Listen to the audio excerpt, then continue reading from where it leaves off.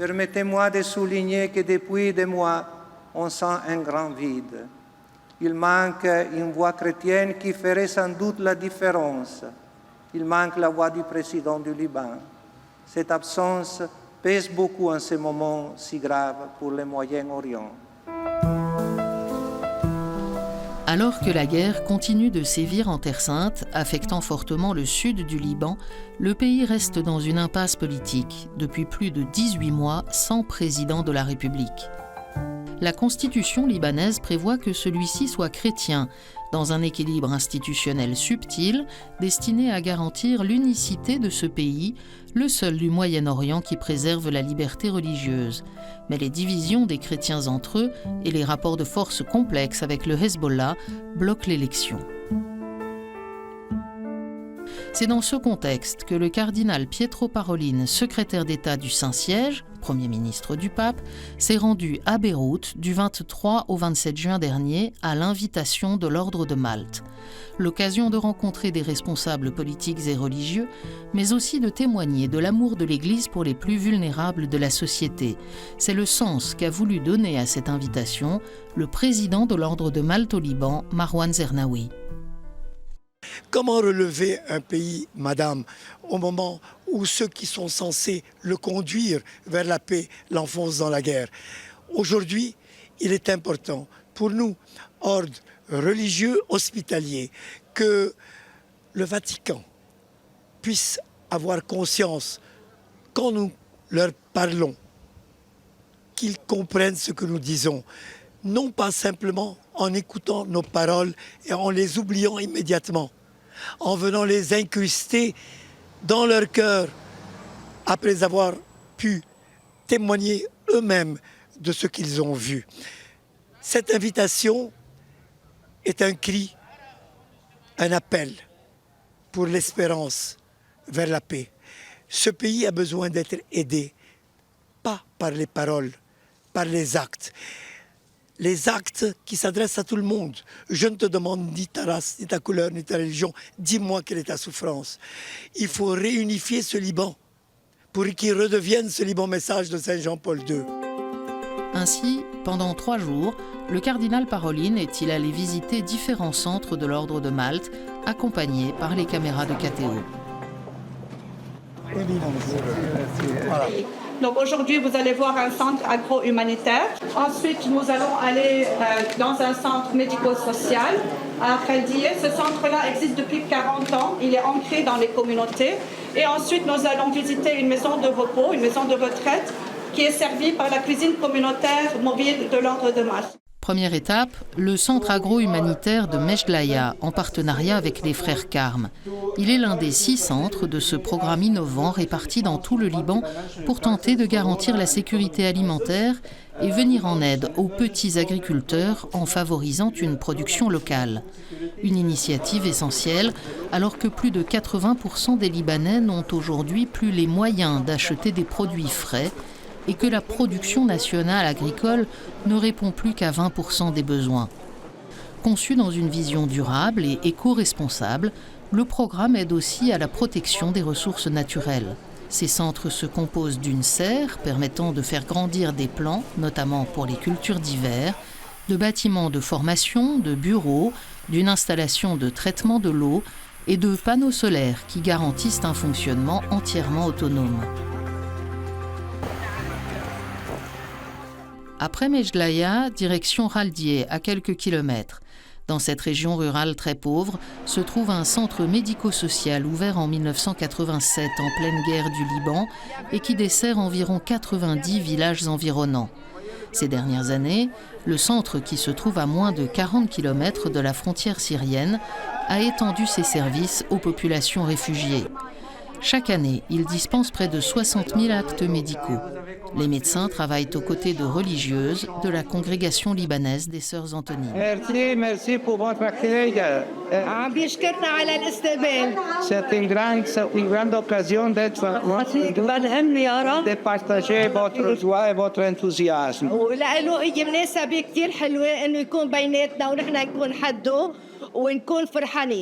Et je vous apporte la bénédiction du Saint-Père. Peut-être quand je reviens à Rome, je peux lui dire que le Liban l'aime.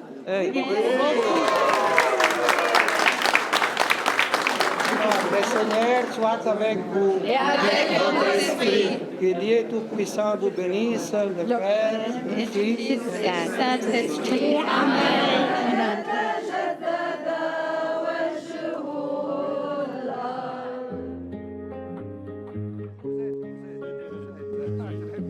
Troisième étape du jour, non loin de là, la maison de la Divine Providence, une maison de retraite soutenue par l'Ordre de Malte au Liban.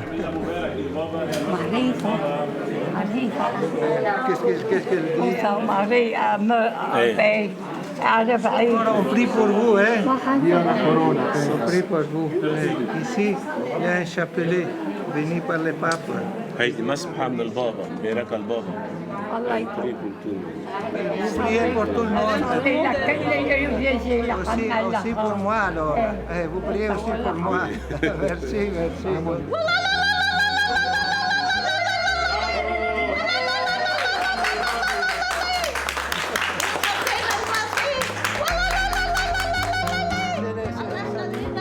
Si dans la tradition libanaise, les personnes âgées ont toujours vieilli dans le cadre familial, les bouleversements de la société ont mis fin à cette pratique. Les jeunes ont dû quitter leur village, leurs parents se sont retrouvés seuls et les retraités ne bénéficient pas toujours de la sécurité sociale, alors nombre de personnes âgées sont vouées à elles-mêmes, sans couverture médicale ni pension. Ici, le déjeuner est servi par la cuisine communautaire mobile de l'Ordre de Malte, une innovation lancée en 2020 en réaction à la crise alimentaire. Préparés dans la cuisine d'une école, les repas sont distribués via un food truck organisé pour permettre aux équipes de ranger la nourriture et de la réchauffer. Des repas constitués de barquettes chaudes avec une salade et un fruit et servis par de jeunes volontaires qui n'oublient pas d'apporter leur joie et leur sourire en plus du déjeuner.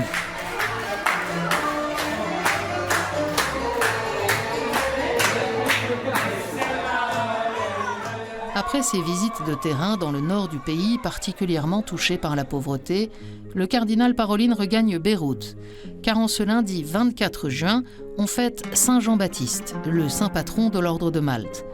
À l'église des Jésuites de Beyrouth, en présence de diverses délégations civiles et religieuses, le cardinal célèbre une messe solennelle et encourage l'ordre chevalier dans sa vocation. Votre travail n'a pas un caractère simplement humanitaire. Il s'est distingué de tant d'institutions ou associations dans la mesure où il s'agit d'une action religieuse, fondée sur la foi au Christ et qui rend gloire à Dieu à travers le service des plus faibles, en manifestant la prédilection du Seigneur pour eux. Que la grave situation économique du Liban vous porte à être toujours plus généreux pour subvenir aux besoins des plus nécessiteux, pour chercher à soulager le poids de nombreuses personnes dans l'espérance d'un avenir meilleur, plus juste et plus équitable.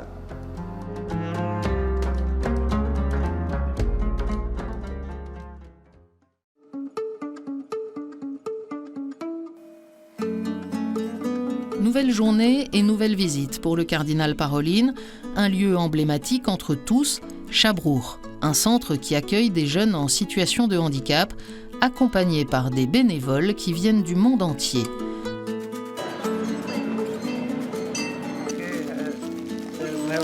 Merci. Le centre est géré par l'Ordre de Malte en partenariat, là aussi, avec des religieuses. Nous sommes les sœurs franciscaines de la Croix au Liban. Nous sommes une congrégation fondée par Père Jacques en 1930.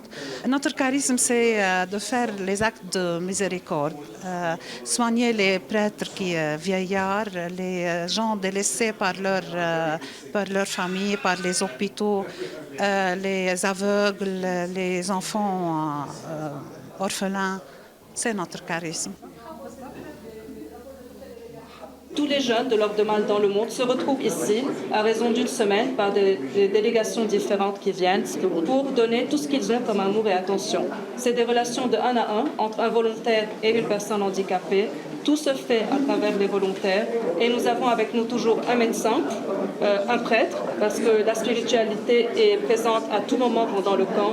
On a besoin de recueillement. C'est une expérience qui est assez dure, assez difficile et nous avons besoin de ces moments de recueillement.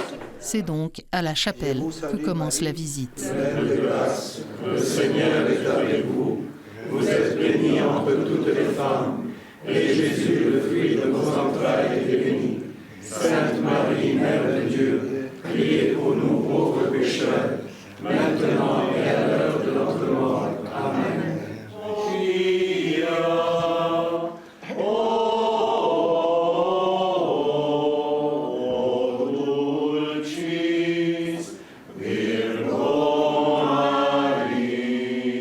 La prière est déjà une action en tant que telle, mais lorsqu'elle devient agir, elle prend toute sa dimension. Et c'est ce qui est en train de se passer actuellement au Liban depuis déjà quelques bonnes années. L'Ordre de Malte est sur le terrain. Nous prions en agissant. Et c'est un peu comme ça que nous réalisons en définitive le sens véritable de notre charisme. Et nous devons quelque part être les témoins, non seulement du message du Christ, mais aussi de tout ce qui se passe autour de nous et auquel nous devons réagir. C'est cette réaction, cette réactivité, en définitive, qui devient prière. Donc vous voyez différentes activités, il y a toujours de la joie. Les photos que vous voyez tout au long des murs expriment réellement ce que nous vivons et ce que nous ressentons dans les camps. Tout au long de l'année, des délégations du monde entier, composées de jeunes de différentes nationalités, se relayent dans ces camps de vacances organisés à Chabrour, dans ce centre spécialement conçu pour accueillir des personnes souffrant de handicaps mentaux et des enfants défavorisés.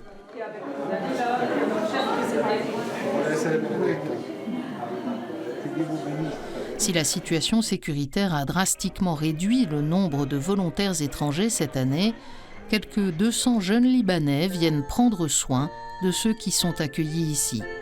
Et c'est au jardin, au milieu des jeux, accompagné par la prière d'une jeune chanteuse non-voyante, que le cardinal Parolin fait ses adieux à Chabrour.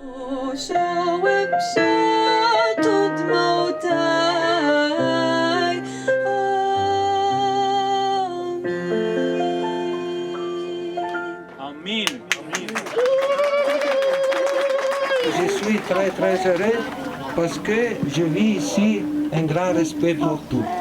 N'importe pas comment on vit, comment on se trouve, dans quelles conditions on est, tous sont respectés et surtout sont aimés. Alors le dernier mot c'est aller à l'avant. Je vous encourage à continuer dans ce chemin. Parce que c'est le chemin qui peut changer le monde.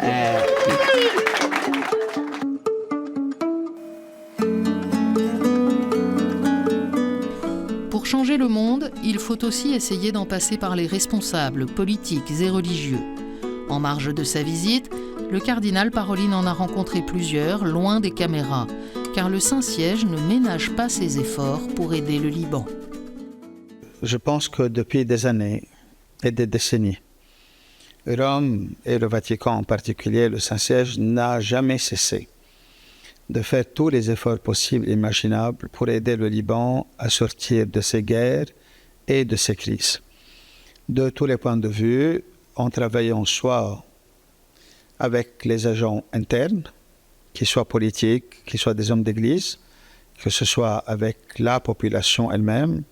On rappelle que le pape Jean-Paul II a fait un synode spécial sur le Liban. Il nous a laissé donc une exhortation apostolique. Il est venu au Liban, le pape Benoît XVI aussi, le pape François voulait venir. Ensuite, pour des raisons liées à sa santé, il n'a pas pu le faire. En deuxième lieu, ils n'ont pas cessé de travailler aussi et d'influencer la communauté internationale pour laisser ce petit pays construire sa propre paix. Évidemment, il faut que les uns et que les autres aussi décident de collaborer avec le Saint-Siège, d'écouter et d'aller de l'avant.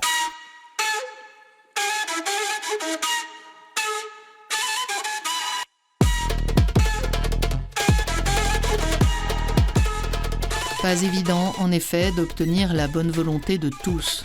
À la rencontre interreligieuse et politique organisée au patriarcat maronite, plusieurs manquaient, y compris parmi les responsables de partis chrétiens.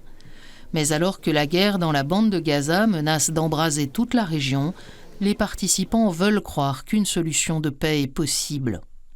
Nos gens n'arrivent plus à attendre, n'arrivent plus à supporter cette guerre qui menace encore plus. Avec cela, nous espérons que votre visite nous soit vraiment une occasion pour la paix au Liban, pour la cessation de la guerre. Le Liban doit rester ce modèle, cet exemple de coexistence pacifique entre tous. Alors, nous sommes ici, nous sommes venus aussi au nom du Saint-Père pour essayer de contribuer d'une certaine façon à la solution de cette crise. Et nous souhaitions vraiment qu'avec la collaboration de tous, parce que personne ne peut se mettre à côté, qu'avec la collaboration de tous, on puisse vraiment achever ce désir. On puisse vraiment trouver des solutions qui soient de bénéfice pour les pays, pour la région et pour tout le monde. Si la diplomatie vaticane déploie des efforts importants, c'est aussi par la prière constante que la paix peut advenir. Justement, le cardinal Parolin avait donné rendez-vous aux religieux et religieuses pour prier les vêpres ce jour-là au sanctuaire de Saint-Charbel, où repose ce saint moine si important pour les maronites. Nous sommes très heureuses de l'accueillir, surtout aujourd'hui à Mar-Charbel ici. C'est un lieu magique, c'est un lieu très privilégié des Libanais et pas seulement. Et sa visite, c'est une façon de nous dire que peut-être le Seigneur nous visite. C'est que nous sentons que nous sommes entourés, nous sommes toujours dans le cœur de l'Église. Le pape pense à nous et Parolin, car le cardinal Parolin est là au nom de sa sainteté, le pape, et au nom du Seigneur. Surtout dans ce lieu-là, qui est très important pour les Libanais, c'est Saint-Charbel. Et nous attendons toujours de lui des miracles. Le grand miracle maintenant que nous demandons, c'est la paix. De notre part, nous allons travailler pour la paix et de tous les gens concernés. Nous espérons beaucoup et nous l'accueillons avec grande joie parce que c'est quelqu'un qu'on sent qu'il est proche de nous et qu'il porte le Liban dans son cœur. La visite du cardinal, c'est un grand soutien pour nous en tant que chrétiens d'Orient. Et on se sent vraiment soutenu par l'Église tout entière. Alors nous sommes un peuple religieux, un peuple qui appartient à l'Église. Une fois dans la crise, l'enfant demande sa maman. Et l'Église est une maman. C'est pourquoi on se sent que c'est une référence qui vient chez nous.